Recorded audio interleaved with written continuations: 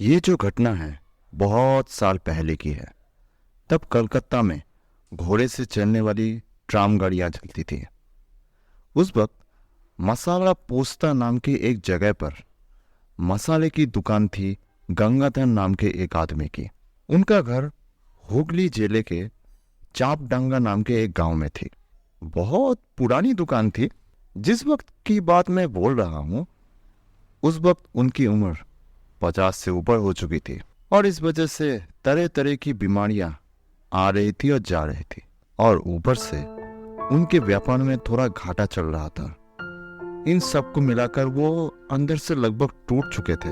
एक तो उनका दुकान किराए में लिया हुआ था जिसका किराया वो 2 महीने से नहीं दे पा रहे थे और ऊपर से महाजन से लिए गए कर्ज। एक दिन दोपहर को वो अपने दुकान में बैठकर अपनी किस्मत को कोस रहे थे और सोच रहे थे आज दुकान घर के मालिक अपना किराया मांगने आएगा। पता नहीं उन्हें क्या जवाब देंगे। ये सोचते सोचते अचानक उन्हें अपने एक पुराने पहचान के महाजन की याद आ गई। उनका नाम था खुदादत्त खां, एक पेशवाड़ी मुसलमान मेटे बुरुज नाम की एक जगह में रहते थे। पहले पहले वो उन्हीं से व्यापार किया करते थे। कई बार उनसे पैसे भी उधार लिए थे। वैसे तब वो पैसे उन्होंने चुका भी दिए थे, लेकिन एक दिक्कत है, उनसे पैसे लिए तो फिर सूद ज्यादा देना पड़ता था। इस वजह से उनसे ज्यादा दिनों तक व्यापार चल नहीं पाया था। काफी दिनों से वो उस तरफ गए नहीं थे, पर लगता है अब वही एक आखिरी सहारा बचा है। इसीलिए सब कुछ सोचकर वो उन्हीं के घर के तरफ रवाना हुए। सूद ज्यादा है पर कोई तरीका भी तो और नहीं बचा है। पैसों की बहुत जरूरत है।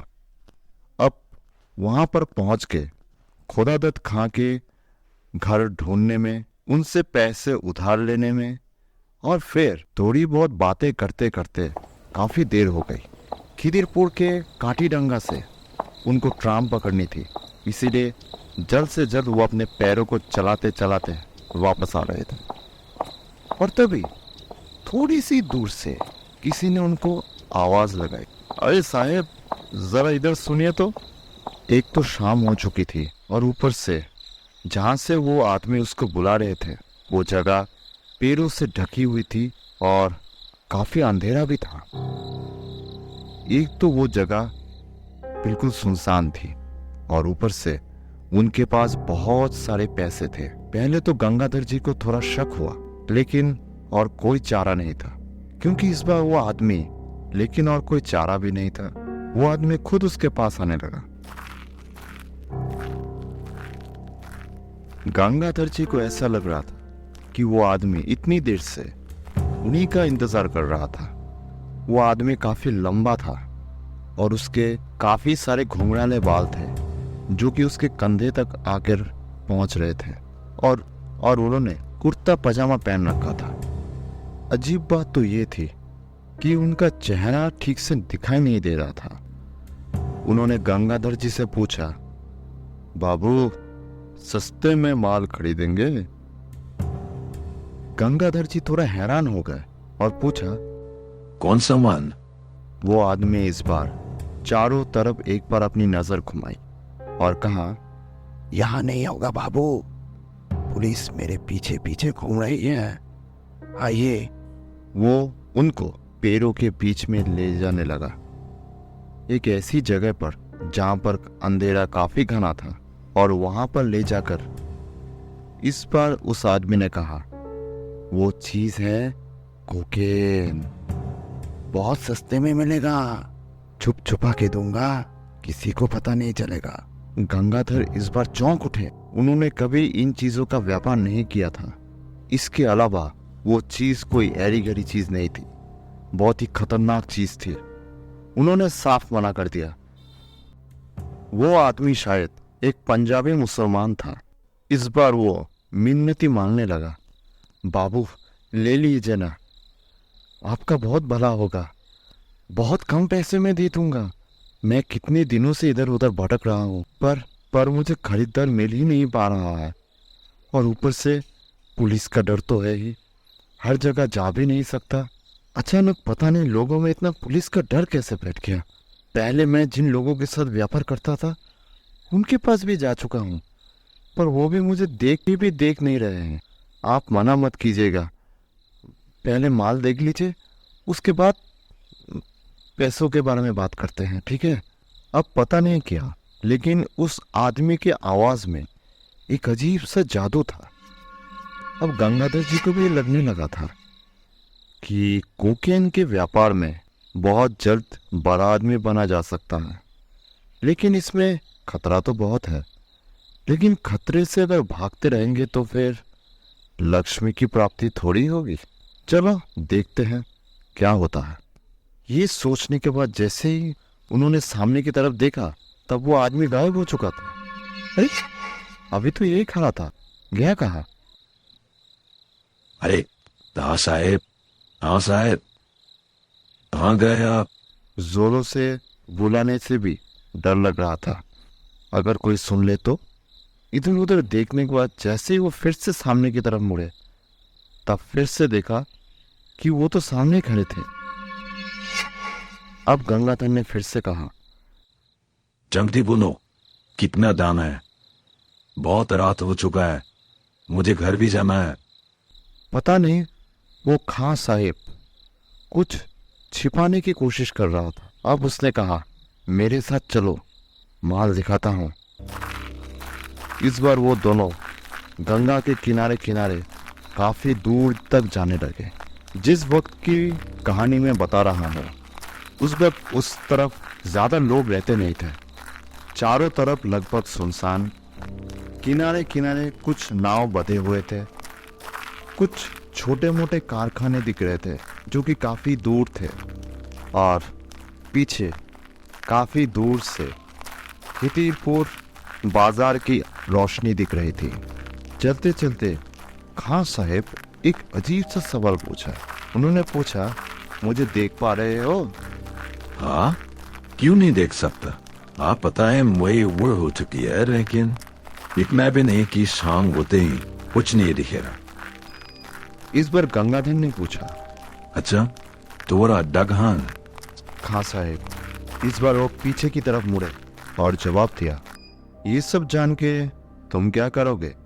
अगर तुमने सोचा है कि मुझे पुलिस में पकड़वा दोगे तो फिर जान लो अच्छा नहीं होगा। मैं तुम्हें माल दूंगा और तुम पैसे दोगे और फिर माल लेके चले जाओगे। बस मैं कहाँ रहता हूँ, मेरा अड्डा कहाँ है, इससे तुम्हें क्या? उस आदमी की दृष्टि कितनी अजीब थी। गंगाधर जी को अब डर लगने लगा। चेहरा ठीक से नहीं दिख रहा था और ऊपर से उसकी आंखों की दृष्टि ऐसा लग रहा जैसे किसी नुकीले खंजर की तरह थी। नहीं, बहुत गलत कर दिया उन्होंने। इतना सारा पैसा लेकर एक अनजान आदमी के साथ वो इतनी दूर तक आ चुके हैं। लालच किसी को भी अंधा बना देती है। लेकिन अब ये सब सोच के फायदा क्या? इतनी दूर तो आ ही चुके हैं वो। अब किसी भी तरह अपने डर को छिपाने में ही भलाई है, क्योंकि अगर उसको पता चल गया तो फिर खतरा बढ़ सकता है। पता नहीं अगर छोड़ा निकाल लिया तो। काफी दूर तक चलने के बाद उनको एक गोदाम घर नजर आई। उस गोदाम घर के थोड़े से ही सामने की तरफ एक बड़ा सा पेड़ गिरा हुआ था। उसी पेड़ के ऊपर गंगाधर जी को बैठने के लिए कह के वो खां साहब पता नहीं कहाँ चले गए। गंगाधर बैठकर चारों तरफ देखने लगे। भले ही वहाँ पर काफी अंधेरा था, लेकिन वो लोग एक मैदान के जैसे बड़े इलाके में थे, इसीलिए अंधेरा उतना घना नहीं था। उसी पतली अंधेरे में उन्होंने देखा कि वो गोदाम घर काफी पुराना था और उसके चारों तरफ काफी जंगल थे। ऐसा लग रहा था जैसे कई सालों से इस गोदाम घर को किसी ने इस्तेमाल नहीं किया। गोदाम घर का दरवाजा, उसकी दीवारें, इन सब की काफी खस्ता हालत थी। देख के लग रहा था कि किसी भी वक्त गिर सकता है। गंगाधर जी को अब फिर से डर लगने लगा। क्यों वो इस वक्त इस जगह पर आए, वो भी एक अनजान आदमी के साथ में उनके पास इतने सारे पैसे हैं। वो तो कोई बड़े व्यापारी भी नहीं है। छोटे मोटे व्यापारी हैं। फिर भी लगता है इस आदमी की बातों में कोई जादू है जो गंगाधर जी को यहाँ पर आने पर मजबूर किया है। गंगाधर जी ये सब सोच ही रहे थे कि अचानक अंधेरे में से खां साहब हाजिर हुए। इस आदमी का आना जाना बिल्कुल किसी परछाई की तरह है, जैसे अंधेरे में कभी भी घुल मिल जाते हैं और फिर से प्रकट होते हैं। कभी लगता ही नहीं कि वो थोड़ी देर के लिए यहाँ से गए थे, एक पक्के खिलाड़ी की तरह। अब खां साहब उस गोदाम घर का दरवाज़ा खोल के अंदर घुसे। अंदर जाते जाते उन्होंने गंगाधर जी को भी अपने पीछे पीछे आने के लिए कहा और इस बार गंगाधर जी का हाथ पैर ठंडा होने लगा और उनके धड़कनें तेज होने लगी। उनको लगने लगा इस अंधेरे गोदाम घर के अंदर उनका गला दबाकर हत्या करने का इरादा है इसका। इसी वजह से तरह तरह के बहाने देकर यहाँ तक लाया है। जरूर इसको पता था कि इनके पास पैसे हैं। क्या पता खोदादत्त खां के ही किसी दल का आदमी है ये सोचते सोचते उनके माथे पर पसीना आने लगा। एक पल को उनको लगा कि दौड़ के भाग जाएंगे, लेकिन वो बूढ़े हो चुके हैं। किसी पंजाबी मुसलमान के साथ दौड़ में वो बिल्कुल नहीं जीत पाएंगे, इसीलिए और कोई उपाय नहीं था। किसी कठपुतली की तरह वो उनके पीछे पीछे अंदर प्रवेश की, लेकिन घुसते ही एक अजीब सी बात उन्होंने देखी। गोदाम घर के चारों तरफ अंधेरा फैला हुआ था, उसकी दीवारें टूट फूट गई थी और उनके सामने बस 2 खाली डब्बे पड़े हुए थे। इसके अलावा और कुछ नहीं था। चारों तरफ सिर्फ और सिर्फ मकड़ी का जाला। आगे बढ़ो तो नाक और मुंह पर लगते हैं। एक अजीब सी बदबू चारों तरफ फैली हुई थी। ऐसा लग रहा था कि कितने सालों से यहाँ पर कोई भी नहीं आया। और ऊपर से ये खां साहब, ये कहाँ है? ये तो कहीं नहीं दिख रहे। पता नहीं रह रह कर कहाँ गायब हो जाते हैं। थोड़ी देर, 1 मिनट, 2 मिनट, उसके बाद गंगाधर जी को फिर से डर सताने लगा। एक अजीब सा डर। इस डर से छाती का खून ठंडा होने लगा उनका। ये किस तरह का डर है? और ऊपर से गोदाम घर की हवा इतनी ठंडी क्यों हो गई? ऐसा लग रहा था जैसे ठंड का स्रोत बह रहा है।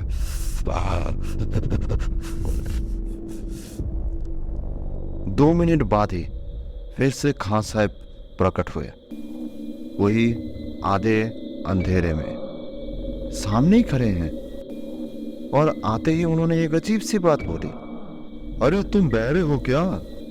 इतनी देर से बातें कर रहे हो, सुनाई नहीं दे रहा? जवाब क्यों नहीं दे रहे हो? कोकीन कहाँ है? तुम्हें दिखाई दिया? मैंने तुम्हें उनको बाहर निकालने के लिए तो कहा, या ऐसे खड़े क्यों हो? अजीब बात है, इस आदमी का दिमाग खराब है क्या? कब उसने कुछ कहा? ये सोचकर वो थोड़े हैरत में पड़ गए और कहा, तो कहाँ है वो? ये कहते कहते उनकी नजर खां साहब के चेहरे की तरफ पड़ी और पड़ते ही उनका डर पहले से दुगना हो गया। उनका गला, उनका मुंह, उनका हाथ पैर सब कुछ ठंडा होने लगा। उनकी आंखों के सामने खां साहब का पूरा शरीर जैसे किसी मिट्टी की तरह चूर चूर होकर जमीन पर पड़ रहा था। ऐसा लग रहा था जैसे उनका हर एक हिस्सा आसपास की हवा में घुल मिल जा रहा था। और खां साहब बहुत ही मुश्किल से अपने पूरी ताकत लगा रहे थे ताकि अपने उन हिस्सों को एक जगह पर रखा जा सके, लेकिन वो नहीं कर पा रहे थे। उनकी आंखों के सामने ही इस बार गंगाधर जी को खां साहब का एक अजीब सा दृश्य दिखा। उनकी आंखों में गंगाधर जी को इस बार दिल को छू जाने वाली एक हताशा दिखी। देखते ही देखते इतने बड़े शरीर का कुछ भी नहीं बचा, सब हवा में उड़ने लगा। 1 2 3 4 और खां साहब कहाँ है वो? कहीं पर भी नहीं, जैसे अंधेरे ने उनको पूरी तरह निकल लिया हो। एक ठंडी हवा पता नहीं कहां से आकर गंगाधर को पूरी तरह से लपेट लिया। डर से गंगाधर जी के गले से एक चीख निकल आई और वो उसी गोदाम घर के फर्श पर गिर गए। उसके बाद उन्हें और कुछ याद नहीं। जब सुबह हुई तब गंगाधर की आंख खुली और उनको पता चला कि घाट पे जो माझी थे उन लोगों को गंगाधर जी बेहोश हालत में मिले थे और फिर वही लोगों ने उनको किसी भी तरह उनकी दुकान तक पहुंचाया था। उनके साथ काफी सारे पैसे थे, लेकिन एक भी पैसा किसी ने नहीं लिया था। उनका शरीर तो धीरे धीरे ठीक हो गया था, लेकिन उनकी मानसिक हालत बिल्कुल ठीक नहीं थी। कई दिनों तक वो अंधेरे में रह नहीं पाते थे। अंधेरे को देख के ही वो डर से कांपने लगते थे। कम से कम 2 महीने तक ये चलता रहा और उसके बाद जब वो खोदादत खां के पास दोबारा पहुंचे अपना उधार चुकता करने के लिए, और फिर उनको उस दिन होने वाली सारी घटना बताई। पूरी घटना सुनकर खोदादत खां पूरी तरह से गंभीर मिजाज में चले गए। थोड़ी देर तक चुप रहने के बाद उन्होंने जो घटना सुनाई वो कुछ ऐसी थी। उन्होंने बताया कि उनका नाम था आमिर खां। गैर कानूनी कोकेन का धंधा था उसका और इसी व्यापार ने उसको काफी बड़ा आदमी बनाया था।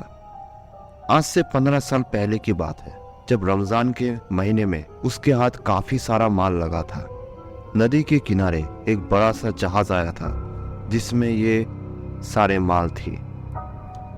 जहाज के आदमियों के साथ समझौता करके ज्यादातर माल उसने हटवा लिया था, लेकिन उसने उन गैर कानूनी सामानों को कहाँ छिपाया था ये किसी को नहीं पता।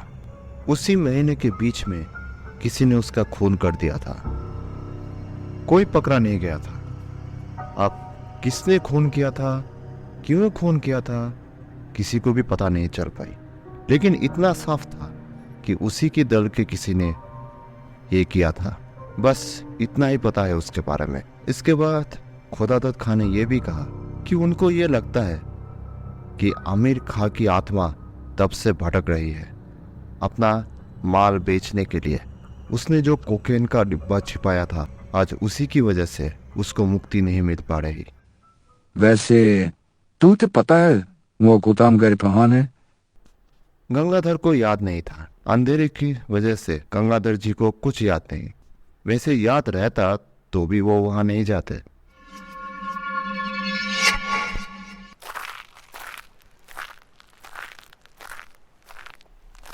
घर लौटते लौटते गंगाधर जी को याद आने लगा वही पुराना गोदाम घर, वही चारों तरफ घना अंधेरा और आमिर खां की वही हताशा से भरी हुई दृष्टि। और इतनी मेहनत करने के बावजूद वो हार चुके थे। कितनी अजीब बात है कि उसको अभी भी ये पता नहीं है कि उसकी मौत हो चुकी है।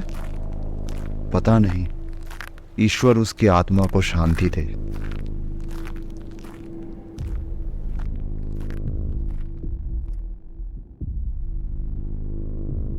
कोशिश करने पर सफलता जरूर मिलती है। इसी वजह से हम चाहे कोई भी काम क्यों ना हो, पूरी मेहनत से उस काम को करे जाते हैं, इस उम्मीद में कि एक दिन सफलता जरूर आएगी। लेकिन पता है, कभी कभी यही कोशिश हमारी शांति और हमारी मुक्ति के रास्ते में बाधा भी बन जाती है। इसीलिए मेरा ये मानना है कि कभी कभी हार मानने में भी कोई बुराई नहीं है। कहानी सुनने के लिए बहुत बहुत शुक्रिया। मिलते हैं अगली कहानी में। तब तक के लिए शुभ रात्रि।